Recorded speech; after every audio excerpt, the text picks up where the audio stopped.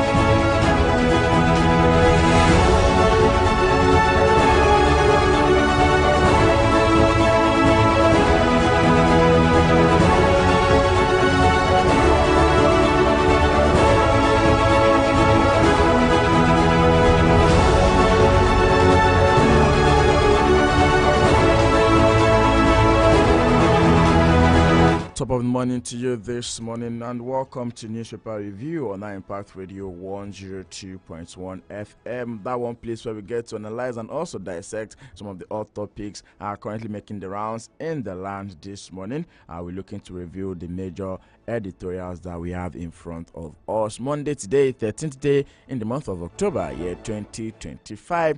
Super duper grateful to God for the gift of life, for sparing us till this very minute.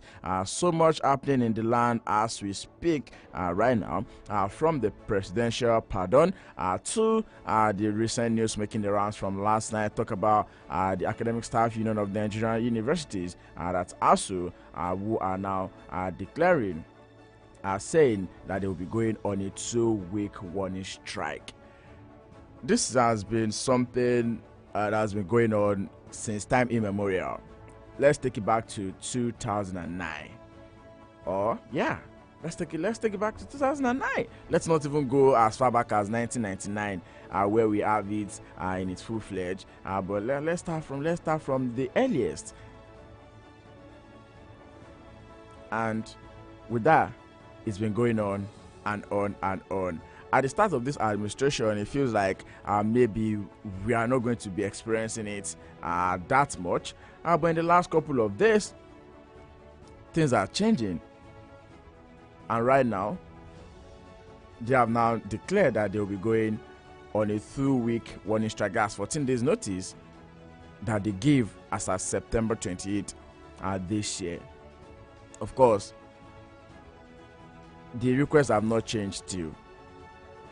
And they are saying that they are still looking forward to get the release of about 50 billion naira, which is said to be part of their end academic allowances that has been owed to some of its members.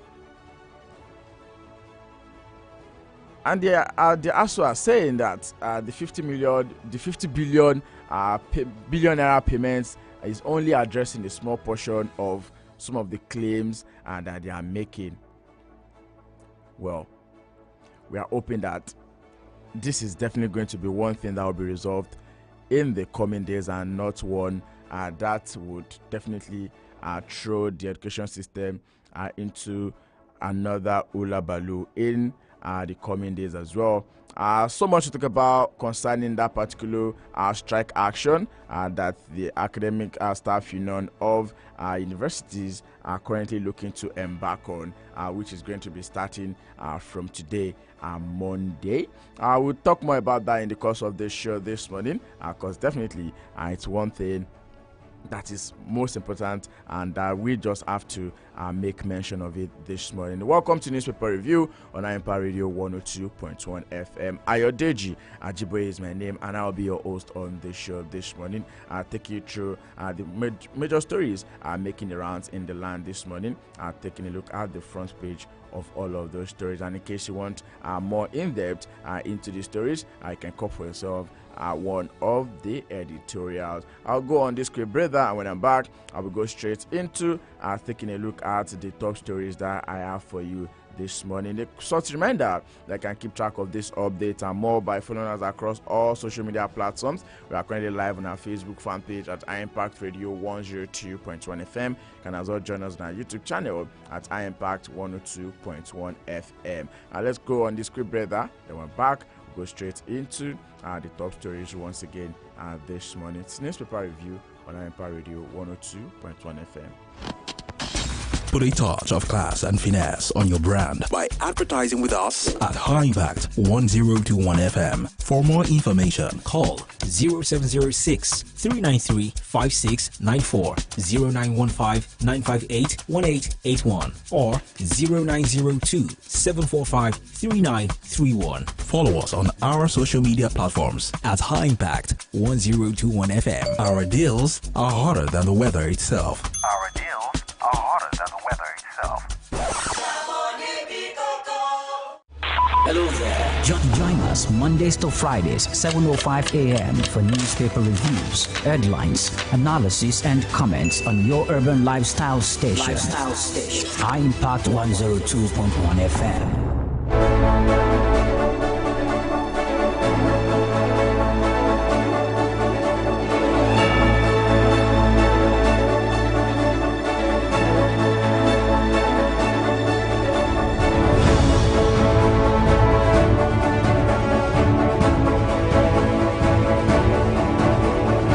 To the newspaper review right here on Empire Radio 102.1 FM. We'll be running through 4 of the major editorials on the show this morning, and then from the hours of 7:30 a.m. I'll be joined by my analyst on the show.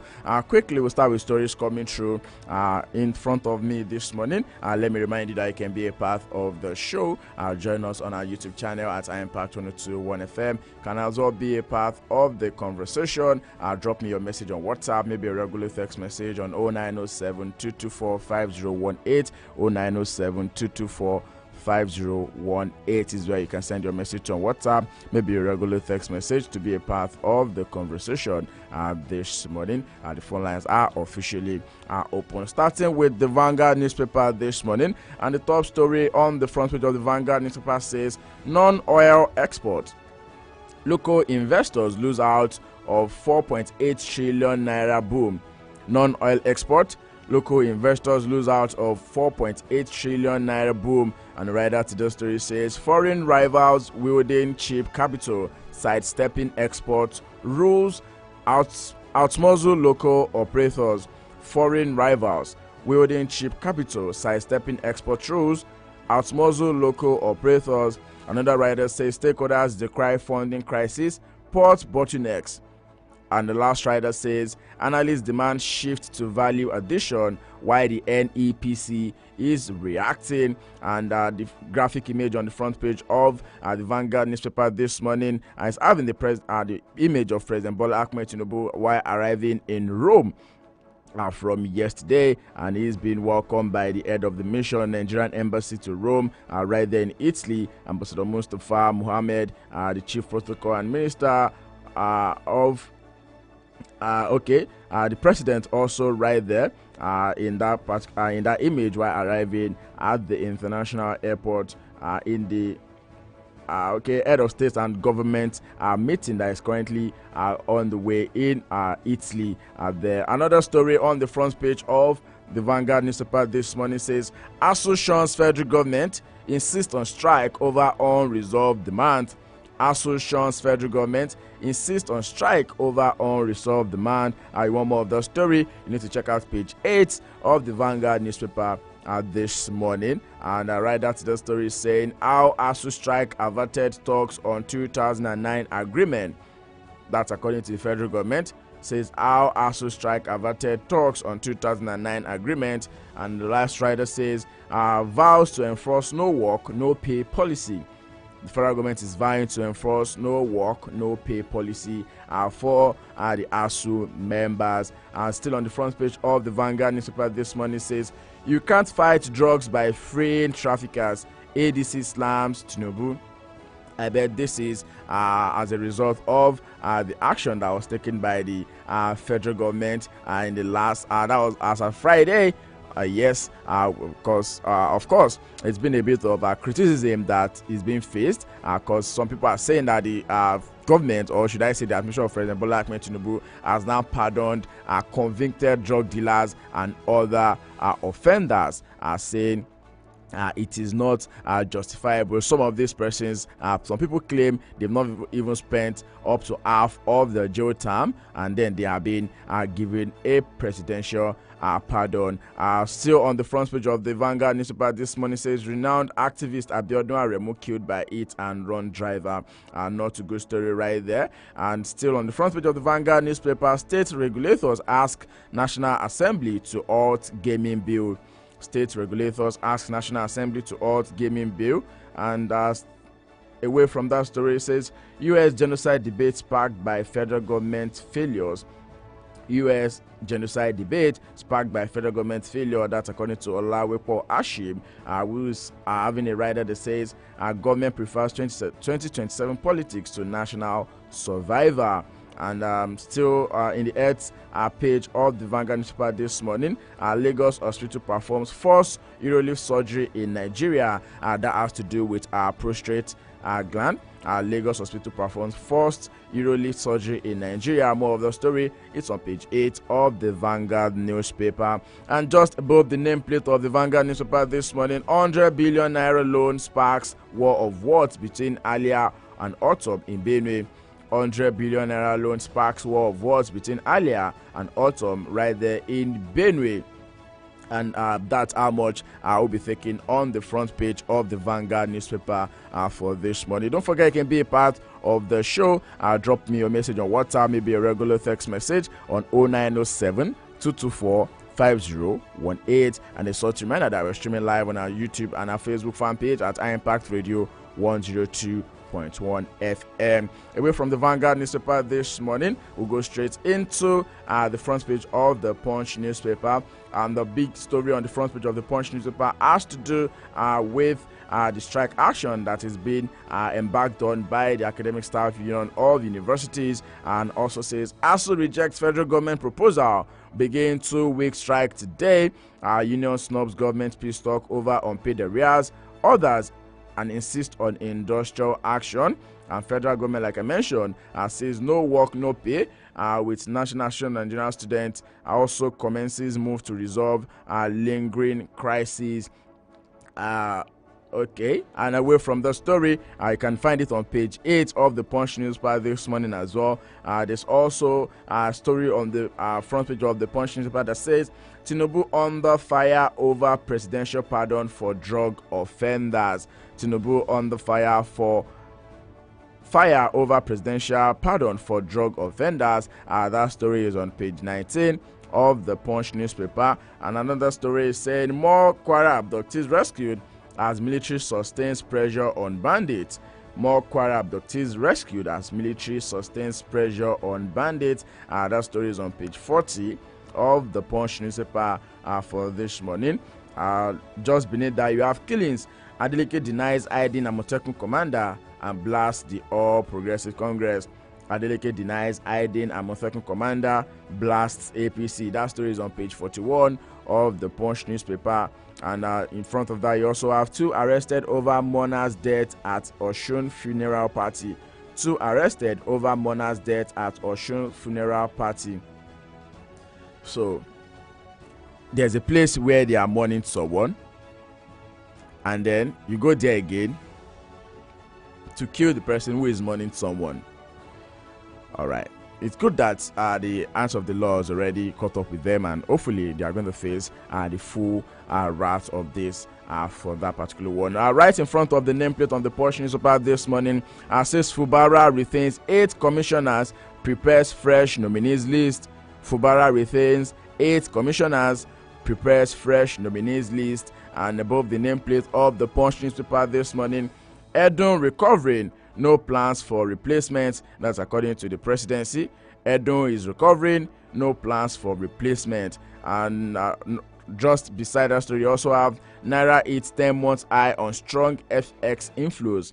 Naira hits 10 months high on strong FX inflows. And another story, this one, the last one on the front page of the Punch paper this morning, says 2027, no pact with Jonathan, says Obi. 2027, no pact with Jonathan. That's according to Peter Obi.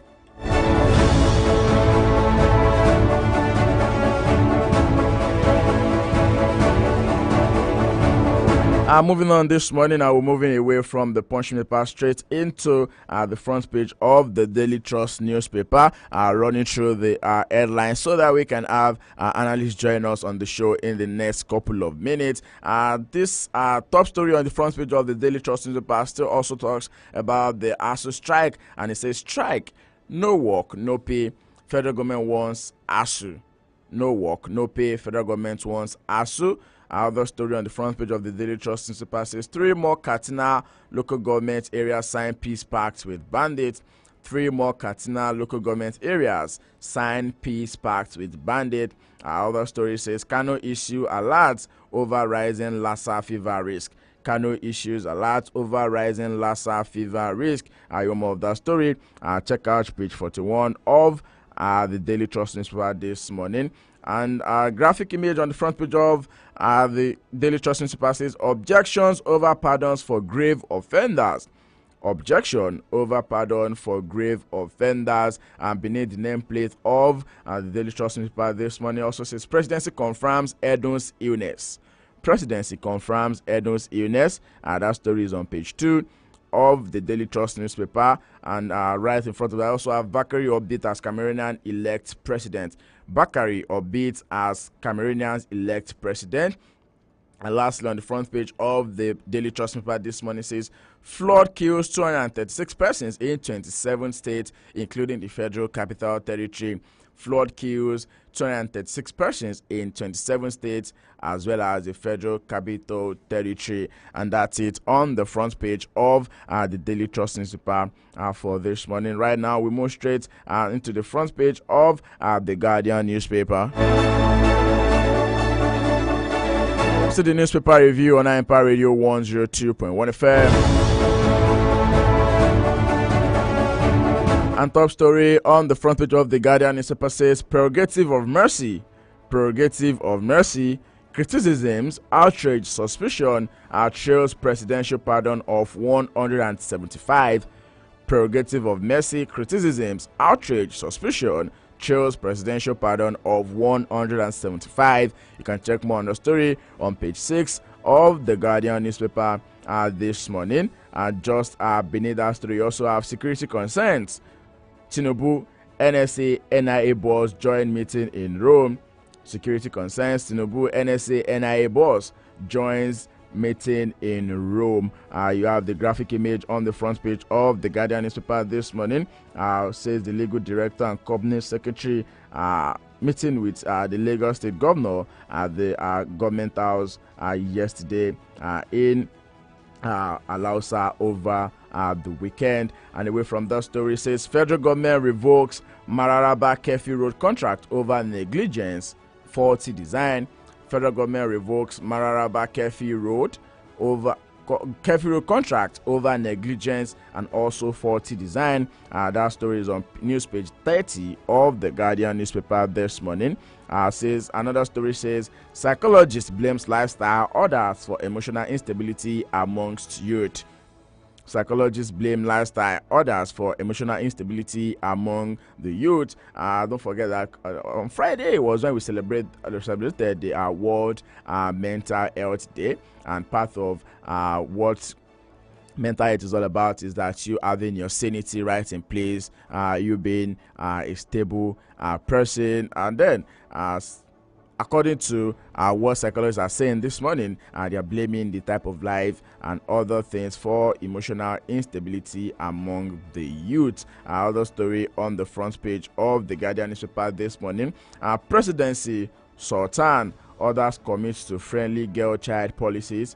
Presidency Sultan others commit to friendly girl-child policies. It was the International Day of the Girl Child on Saturday as well. And yeah, big shout out to all of the girl child out there. Keep rocking your world. Away from that story, Umba's exit ends PDP stake dominance in Southeast. Umba's exit ends PDP stake dominance in Southeast. That story is on news page 29 of the Guardian newspaper this morning. And beneath the nameplate of the Guardian newspaper, you have this story says, prioritize ending impunity for electoral offenses. Serap tells new INEC chairman. Prioritize ending impunity for electoral offenses. Serap tells new INEC chair, and that story is on page 5 of the Guardian newspaper. And just beside that, you also have IMF World Bank meeting. Cardoso leads team as federal government confirms Edo indisposed. IMF World Bank meeting. Cardoso leads team as federal government confirms Edo indisposed. And lastly, on the front page of the Guardian newspaper this morning, ASU federal government talk end in stalemate as Konua breaks ranks. ASU federal government talks end in stalemate as Konua, that's CONUA, breaks rank. And that story is on page 5 of the Guardian newspaper this morning. And that's it, running through the front page of the editorials and top stories making the rounds in front of the editorials this morning. We go on this quick time out. When we're back, we'll be coming in with our analyst and we'll be looking to dissect some of the hot topics that might be of interest to you on the show this morning. Still the newspaper review on Empire Radio 102.1 FM. Keep it locked. I'll be back just before you know it. Impact. Hi, how may I help you? So everywhere is a bit boring. I was wondering where I could get the perfect blend of education and entertainment. Do you have any suggestion? Of course I do. You're at the right place. Here on High Impact 102.1 FM, we give you premium edutainment. We promise you'll never get bored with us. In this Nigeria? Yes, and here's the good news. You can actually listen to us wherever you are. Put a touch of class and finesse on your brand by advertising with us at High Impact 1021 FM. For more information, Call 0706 393 5694, 0915 958 1881, or 0902 745 3931. follow us on our social media platforms at High Impact 1021 FM. Our deals are hotter than the weather itself. Our deals are hotter than the weather itself. Hello there. Join us Mondays to Fridays, 7:05 a.m. for newspaper reviews, headlines, analysis, and comments on your urban lifestyle station. High Impact 102.1 FM.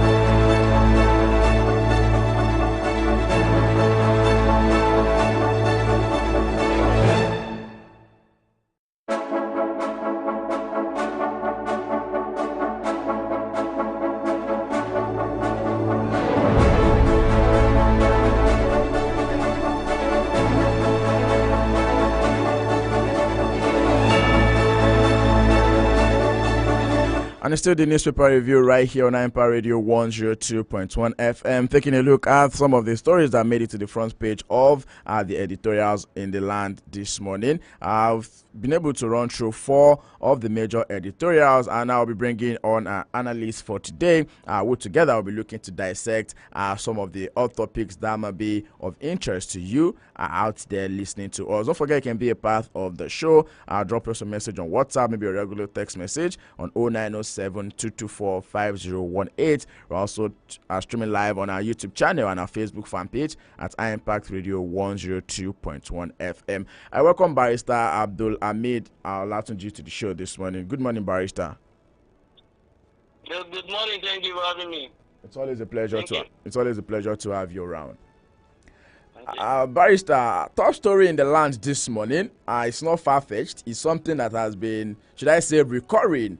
And in the last 2 years, people actually on the street were having, bans that we've not seen it happen. Though there's been internal discourse over the last couple of, weeks and months, but we've not gotten to the point where they will say they want to embark on strike action over again. We know that there's been a timeline of ASUU always going on strike action, but then waking up this morning, it's upon us.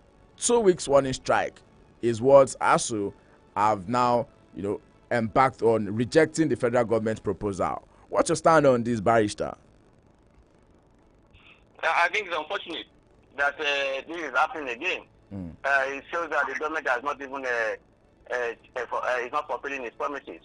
This government promised that they won't be asked to strike again. That because they will do everything possible to ensure that their demands are met. All this while what we are still hearing is we are working on it. We are planning. We are discussing. How long will you discuss? When they want to innovate a International Conference Center with something billion naira, there was no discussion. There was no meeting. It was met and it was done quickly. When they want to renovate the vice president's residence with 20 billion naira or 20 billion plus, there was no discussion. When they want to buy private jet, even when there was no for the president, even when there was no budget for it, they know how they were able to get it. So what I'm trying to establish that is a priority. It appears the education is not priority to the government. There are agreements in 2009. Yes. Those agreements have been refused severally, and yet the government has not been able to meet all its demand. What they were doing is promising, and not fulfilling. You remember, even when this government came on board, there are the 3 attempts or so by the ASUU to go on strike, which I spent based on their discussions. So what happened to them? I don't know. If they have made their demands, the issue of we are going on strike again will not come up again. Unfortunately, again now, Nigerians will not come to their aid now and speak on their behalf by appealing or by putting pressure on the government to answer them. By the time they go on strike now, the people will start seeing them as bad people. They will see them as anti-progress. Anti-progress. They will see them as they will see them as hatred for the government. They hate the people. It's because the president of ASUU is not a Yoruba man. Because it's a Hausa man. Because it's a Igbo man. We start bringing all that of sentiment into it. Even the students who will be directly affected by this strike are not concerned. These students who are prompt to hold protests for Dangote when Dangote at the centers were having issues. I'm not hearing any plans by these students to hold any protest today. And if there was no counter, even when they had their own their Dangote supported protest, there was no any counter protest. I tell you, let one of them say they are protesting in favor of ASUU today. You see another group from the same students saying they are not in support or they are this, they are that. So we have a country where people are not doing the right thing and they expect the right results. I expect Nigerians to put pressure on government. I expect students to also put pressure on government to go to embark on that kind of a protest. They did in favor of Dangote to support their lecturers if they want to stay at home. Unfortunately, the government is not doing the right thing as far as I'm concerned. No matter what, the effort is not enough. Effort is not enough. Discussion is not enough. Meet their demand. Even if it's only their what's it called? their welfare. Because in Nigeria, everybody, what you see people are fighting. They say they want their own, what the major concern is their own. Yeah. You know, in the request of ASU, there are so many things there. Yes. Funding of the BP and this and that. Yeah. I believe that once their welfare, their salary and outstanding areas of welfare are paid, they will set all the other demands. They will just suspend it. ASU is let the government do the right thing. ASU is claiming that they are still being owed 12 months of the 25 to 35% salary increase that was awarded by this current government. And this is like 3.5 months of salary that was also withheld from 2022 action. That was the last time they went on a real strike action, if I'm not mistaken. Until now, it's been said that nothing is being done. They are even saying that they are being surcharged from the 50 billion naira that the federal government also said they were going to be paying them as some form of relief under this same administration. Yeah. I think, like I said, it's unfortunate that it's happening, and you can see from what I said earlier on that their major concern is about their welfare.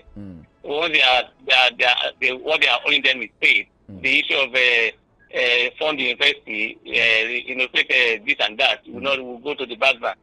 But the government is not there, so I don't know why. It appears the priority is not there. The government cannot tell me they don't have money. We have been told by this government that they made their target, a certain target in August. So and they borrow money again. If they make target and they still borrow so much money, what happened to the target? What happened to the money they borrowed? It's a priority. It's a priority. If the government wants to do, they are doing a coastal road. It's dropping trillions of naira, and they are able to go on with it. Yes. How much? So it's a priority. If they don't have the priority, the actual people it's not a priority to them. If it's a priority, the demands is a priority to them. They will have taken steps to meet it. But as it is today now, we are still on the paperwork. They are still promising. I don't trust the promise of the government any longer. If I was to be part of ASU, I would not even accept any promise except they do what they are supposed to do, because they've been promising and failing all this while. Yeah. Since 2009. Yes. A child born in 2009, well, if it's will be an adult. And some of them are even we not even know when some people who are even in Delhi today don't even know when that agreement was signed. Yes. They were not even there. They don't know. Yes. Still talking about the ASU strike now. The federal government are threatening, because I want to use the word threat now, saying that they will embark on the no work, no pay policy. We know that they've also said this before now, but looks like this is what they will be looking to use as a counter to what the ASU are also looking to embark on. Do you have the stance on it? Don't you think it's maybe a little bit contentious coming from the federal government to say, if you don't work, we are not going to pay you, knowing fully well that you are not even catering for these people, even at the barest minimum? I'm aware there's a provision in the law that talks about no work, no pay. The government cannot use its own wrongdoing to enforce a promise, to enforce it. If you can also say no pay, no work, why can't we also have that one in our law? No pay, no work. If you can say no work, no pay, then there should be no work if there's no pay. It's unfortunate that the government is not doing the right. It's not about just like they were using kinetic and not kinetic in the security issues. Maybe I think they should also discuss, not threatening them to. It will prolong it. President Buhari tried it, and it spent 8 months or so or more for them to come to term and they come back. And they still thereafter they still pay them. Some of them are still working on that, still fighting on that. So I think we should not embark on this again. That will prolong the issue. It will not. Most of the people in government, their family or children will not. Sorry, their children will not be affected. Majority of the people that are affected by the parties. It's unfortunate that this is happening. We need to meet this in the middle. So, and the only thing that can be done is to meet their demand. It's going to be fair for any government to say you are enforcing no pay, no work, no pay. When you have decided not to pay them all this while, why did you not pay them all this while? If they are telling you have not paid me, I've worked. You have not paid me, and you now say if I don't continue to work, you will not pay me again thereafter. So is that what it does say? The law does not say you should pay in arrears. You must be paying in advance or whatever the way it is. Not that you pack about 3, 4, 5 months or 6 months, and then you will not pay, and then they'll be asking for it. You say you will be threatening them with no work, no pay. I think government should do the right thing and avoid all this unnecessary crisis. And hopefully, the Minister of Education, Dr. Tunji Alausa, will also be able to fast track meetings with the ASU, the members and also the executive committee, just to make sure that this is resolved in due time. He must do, because he made a promise that there won't be any strike again under his regime. So in an attempt to fulfill that, he must ensure that all everything is done to be able to affect this strike. It's not good for us. It's not good for our system. All right, thank you so much for that, Barrister. Moving on to the next story now. It's been a bit of back and forth and also criticism over the weekend. The news emanated from Friday when it was being said that the federal government tempered justice with mercy on some individuals, what you call presidential pardon, by 175 with some key names and key figures. Even some were posthumous and some that are still living. And people are saying that some of these people that you are pardoning, they've not even served up to half of the initial jail term. Some of them maybe they are like 7 years into a 15-year jail term. Some are like 5 years into a 10 years jail term and stuff. And top names are the likes of Miriam Sanda, who was convicted for killing her husband, who has also now received presidential pardon, and a couple of kidnapping kingpins who have also been given the presidential pardon. And word on the street is that this is not good enough coming through from the presidency at this time. I agree with them that it's not good for our system. It's not encouraging at all. We are fighting. If you look at it, this is not because the president has no power to do so. He has the power under Section 175 of the Constitution to grant a prerogative of mercy. In other words, you can either be pardoned, your sentence can be reduced, or you can be totally. So it depends on the power to do so. But the issue is that the name of people affected and the offense committed by them is the reason why people are complaining. In fact, there are some who are just arrested, who are just convicted just for 2023, and they've been pardoned now. And the worrisome part of it is that majority of these people are from people who have been alleged, so not people alleged now, who have been convicted for drug offenses, mining and some other kidnapping. The offenses that we say are very major that we are fighting. We are fighting kidnapping, we are fighting illegal mining, we are fighting drug. Yeah. And then those who have been arrested and convicted are now being have not been pardoned or sentence being reduced. It doesn't speak well. It speaks to the fact that look, you can commit crime. It's a matter of time. You get your freedom if you know if you have your leg or if you are connected. That's the way it's looking at. If the president really wants to give a prerogative of mercy, let them go to the court and see people who have committed whose offenses are very minor and who have changed a new leaf. These are the people. It's not people who have committed, who are alleged to have committed a serious crime, or people who have been alleged to have committed corrupt, who have been alleged, who are not people alleged, sorry, who have been convicted for who have been convicted for corrupt practices, just like Mr. Lawal, a politician. Farouk Lawal. I'm not sure. I've not read the entire list. I'm also told that Mr. Ibori is there.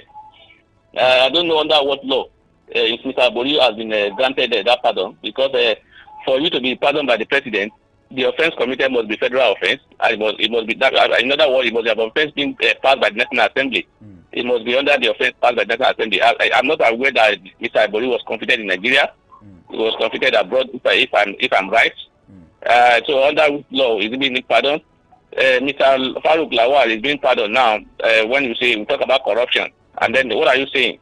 And this is why you see most of these politicians, they will steal whatever they want to steal. And say some of them will be alleged to have stolen 1 trillion, and they will be asked to come and pay 1 billion in the name of what's it called, plea bargain. These are not good things that we should be doing. It's not encouraging at all. It's not that like I said, I want to repeat because some people will come and start saying, "Are you saying the president does not have the power?" He has the power. In fact, it's at his discretion.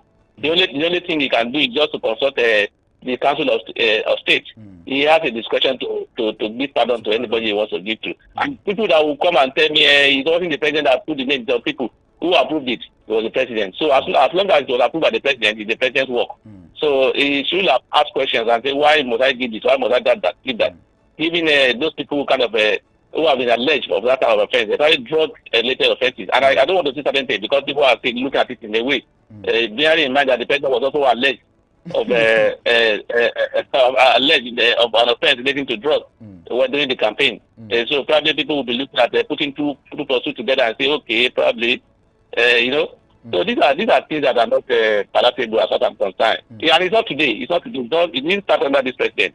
Even in the last administration, where what Jolly Yame Daribe, I'm sorry, I think Daribe.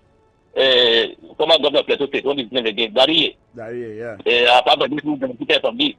They were these are people who have been. They should start as an example. So that people will know that look, if this happened to me, there won't be any way out. But now they know there's a way out. Once this happens, don't worry, I will find my way around it, and then after a while, I'll be left there of the hook. It's not good enough. How many people did you see that are unknown? When I say unknown here now, I'm aware there are people that are not known. Those people are just there because to make the list, because so as to make it look like it's encompassing. It covers other persons. They have their target, and those targets are the one we are mentioning now. These are the people they actually wanted to give. It includes the Ogoni 9. They were the victims of the Ogoni 9. I feel they were also being. They are gone already. They are gone already. Why not give the slot to people who are already alive and who are in custody, who have the alleged of simple offenses? There are people who have been in custody for over 9 years. Who have been convicted for offense as simple as stealing a phone. A small 1,000 phone. I'm not saying it's good to steal a phone. Whether you steal a phone or whether you put trillion, it's still the same punishment. For people who don't know, a person alleged to have taken away somebody's phone illegally, and somebody who has taken 1 trillion from the cover under the same the punishment. There is no difference between them. But in any event, you should look at it and say, look, this one maybe is hungry. That was why I tried to do this. Or somebody who has been alleged to have stolen bread, and it's in custody for years, or it's been detained, it's been sentenced for that, and it's not able to pay even a fine of 200,000 or 250,000. These are the kind of people they should be giving a pardon to. There are people who have been convicted who are not able to pay the fine, probably 1 million, 2 million, even less than that. These are the people that should be, and if they have shown a kind of remorse, who are we seeing? People who are influential, people who know how to because it sometimes these lists are compiled based on a request. So there are allegations that people pay for it. I'm not aware of that. I don't know how true is that. But there are allegations that you pay and then you lobby and get your name on the list. That is the kind of thing we do now. It's unfortunate. It's unfortunate. Well, according to stats that is reaching us this morning, it's saying that the presidential clemency list comprised of, based on the percentage, says the offenses committed, drugs is taking about 29.2%. Lawful mining is taking 24%. Homicide is taking 13.5%. Fraud and corruption is taking 12.3%.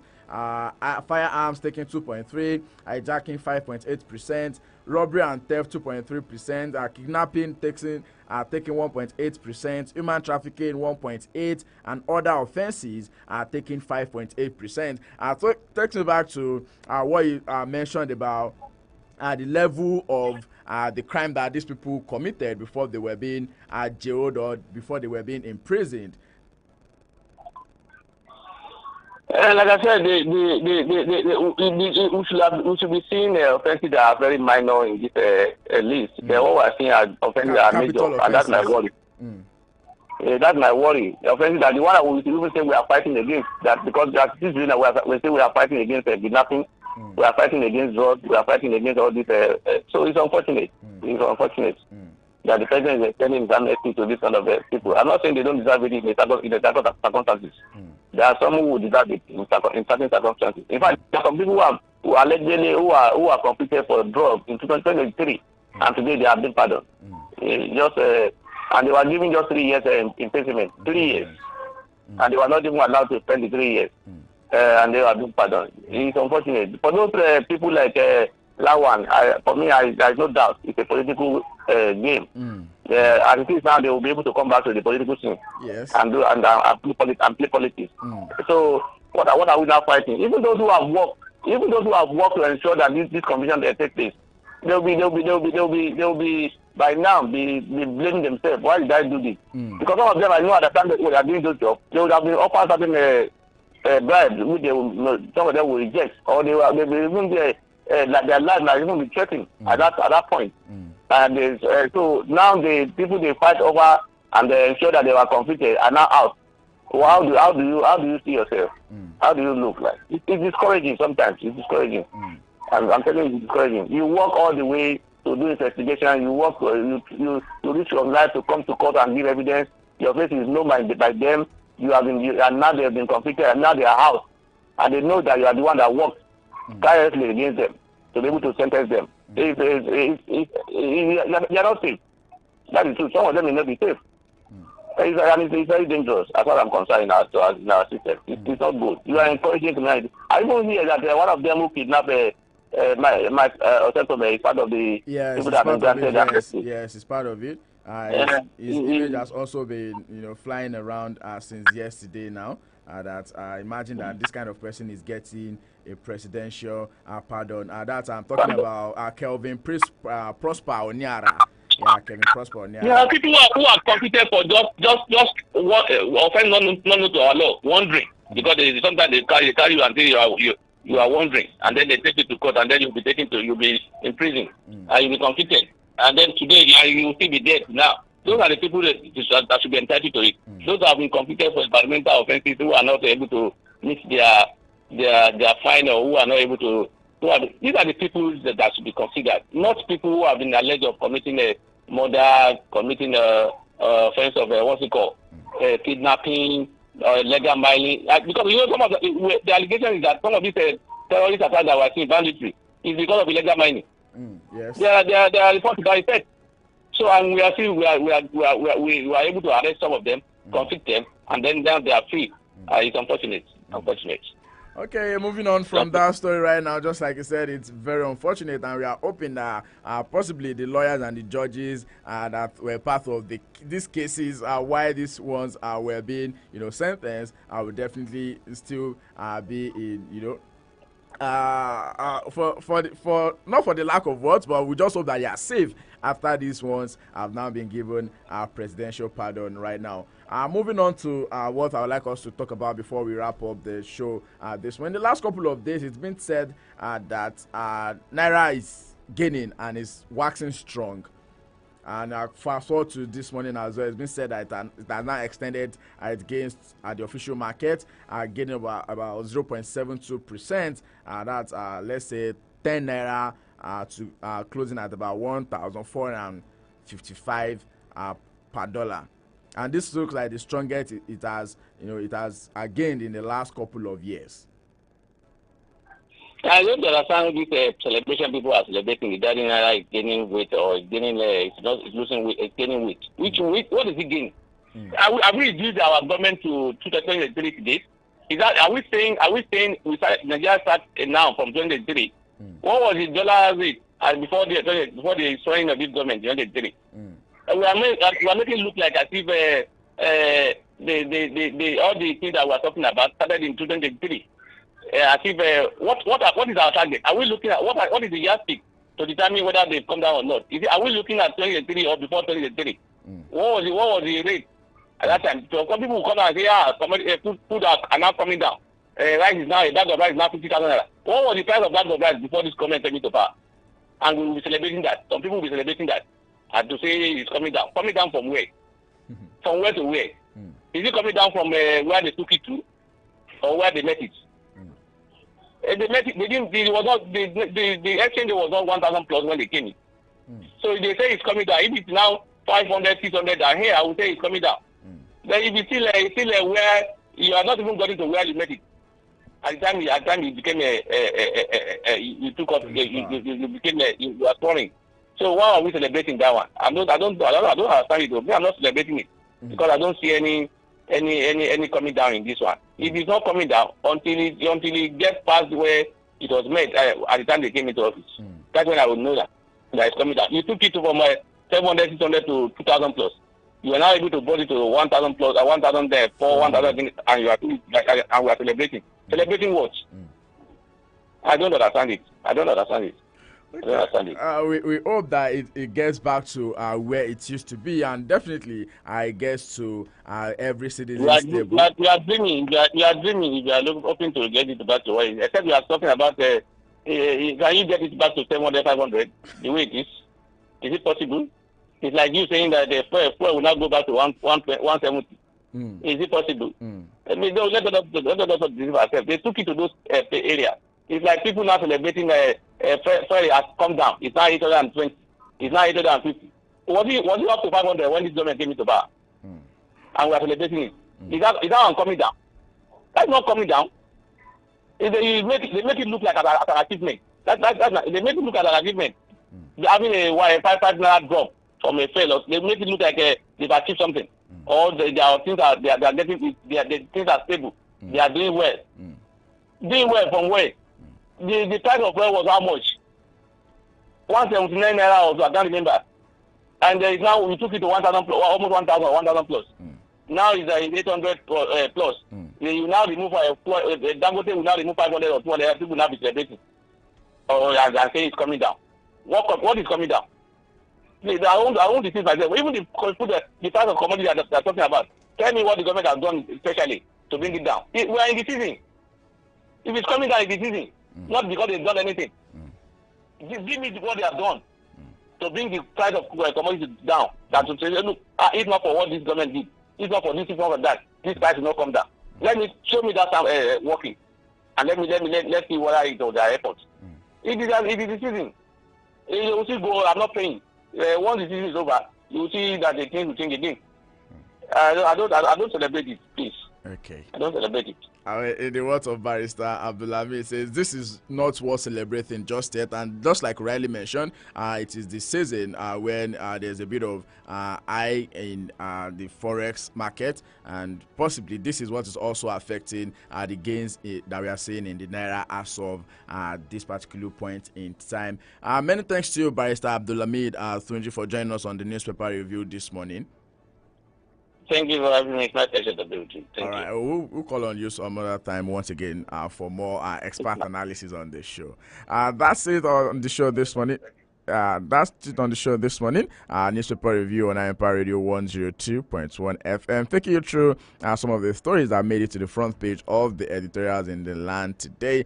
We definitely look to dissect some of the hot topics, some of the issues that are of interest to you. Don't forget that this show comes to your airing 7:05 to 8 a.m. Right here on Empire Radio 102.1 FM. And I'll be saying my BYE on the show this morning. I'll always tell you, don't forget to do what is right, so everything around you is going to be all right as well. And remember that as you go out today, if you see anyone without a smile, please do well to give your smile to that person, because he or she might just be needing it.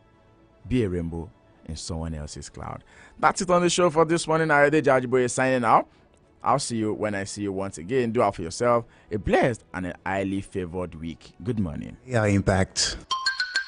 Hi, how may I help you? So everywhere is a bit boring. I was wondering where I could get the perfect blend of education and entertainment. Do you have any suggestion? Of course I do. You're at the right place. Here on High Impact 102.1 FM, we give you premium edutainment. We promise you'll never get bored with us. In this Nigeria? Yes, and here's the good news. You can actually listen to us wherever you are. Put a touch of class and finesse on your brand by advertising with us at High Impact 1021 FM. For more information, call 0706 393 5694, 0915 958 1881, or 0902 745 3931. Follow us on our social media platforms at High Impact 1021 FM. Our deals are hotter than the weather itself.